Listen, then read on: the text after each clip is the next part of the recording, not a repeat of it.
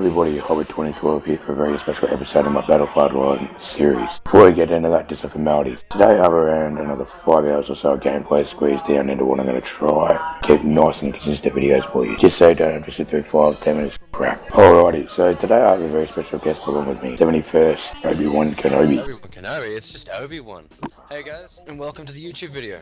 Alrighty, so straight to the point. Well, pretty much anyway. Brendo, tell us about yourself, mate. I've been playing video games for about 6 to 8 years. I started really my first-person shooter career with Combat Arms, the Korean first-person MMO. What do you play, mate?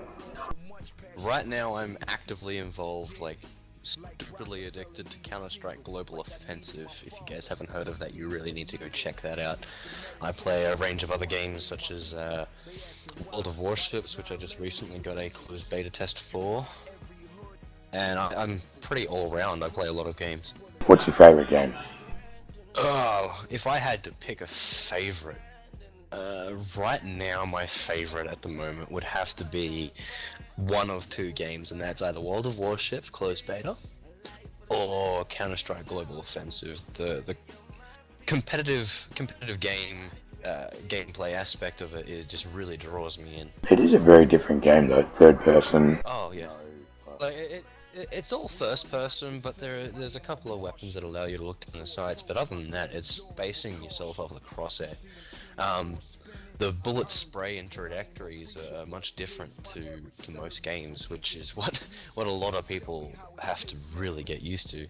Yes, well, I've had a go of it myself, and it is quite different to get used to. I'm playing Battlefield for so many years. Different to Battlefield, like Battlefield, Call of Duty. You always see those players come in, and you can really tell which ones are which. Yeah, you can always see them going, "Where the fuck's me sights? I can't look down me sights." And they're like, "Ah." Always right-clicking and doing nothing, really. And they always reload after 3 bullets. You know, it's all us Battlefield people. Always reloading. So what does the 71st Clan do, mate? What games do you play?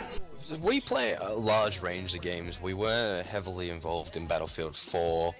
We're currently involved in Counter-Strike Global Offensive. We have ties in with trick-shotting in Black Ops 2. We have a couple of trick-shotting servers and normal servers for Modern Warfare 2. But we just play a large range of games. We're more of a community that sort of get together and just play whatever. Some of us are playing Grand Theft Auto 5 just to show that we're really far in between. That is quite a big leap. Counter-Strike to GTA, that is a big difference. But, you know. Yeah, I'll play like 6 hours of Counter-Strike Global Offensive and then go play GTA and can't aim for crap. Just go chill, and yeah, it's like, damn this game. So what games are you guys looking to get into in the future? We're really pushing the Counter-Strike competitive wave. So yeah, we're really heavily trying to push towards the Counter-Strike Global Offensive. Yeah, we're playing ESCA. We just started up, and that's a really quick way of making yourself feel like a noob. That does sound a bit noobish. See how matchmaking in Counter-Strike Global Offensive, at least the default, is a very big difference between ESCA as far as, you know, who you get matched with.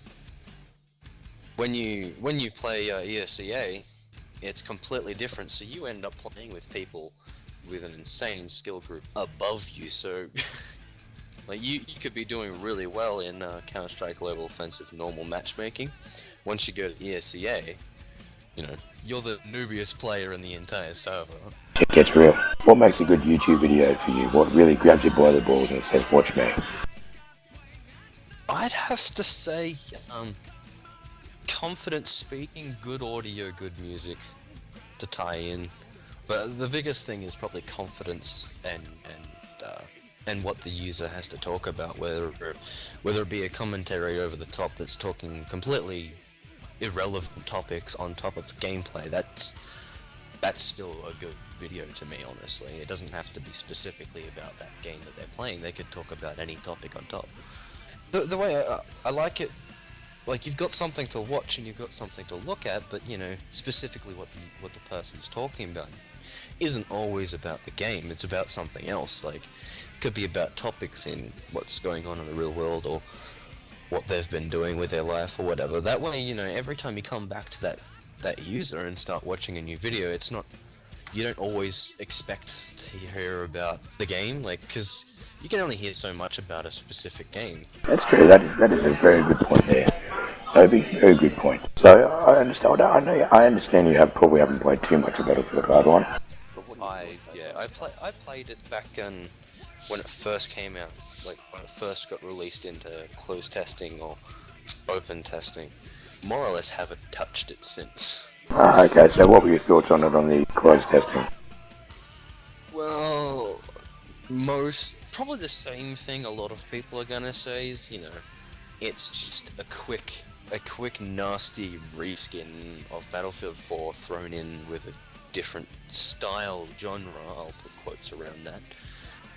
But it just feels like a really quick, dodgy reskin to make some more money. It doesn't feel like they put enough thought into it. It doesn't feel like they made a whole new game or didn't make a new game at all. It just feels like it's meant to be an expansion pack. That's a very different take on it.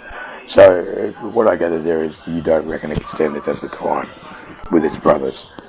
You know, for example, say that Battlefront's coming out very shortly, actually. Black Ops 3 and Rainbow Six Siege. You don't reckon it's gonna fare well at all?